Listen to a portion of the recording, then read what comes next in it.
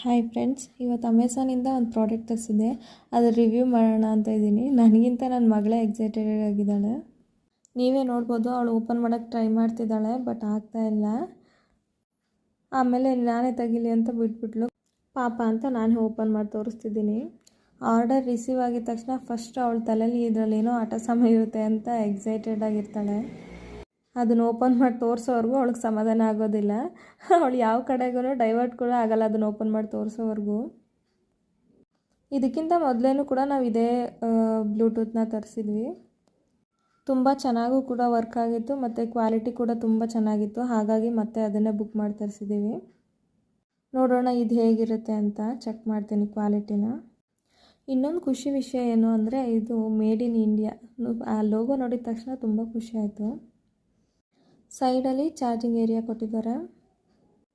Right ಸೈಡಲ್ಲಿ charging button and volume up ಮತ್ತು down and power on ಮಾಡೋವಂತಹ buttons ಕೊಟ್ಟಿದ್ದಾರೆ. ಇಯರ್ಸ್ಗೆ ಹಾಕ್ಕೊಂಡಾಗಲೂ ಕೂಡ ತುಂಬ ಕಂಫರ್ಟಬಲ್ ಆಗಿರುತ್ತೆ. ಇಯರ್ಬಡ್ಸ್ ಕೂಡ ತುಂಬಾ ಸಾಫ್ಟ್ ಆಗಿದೆ.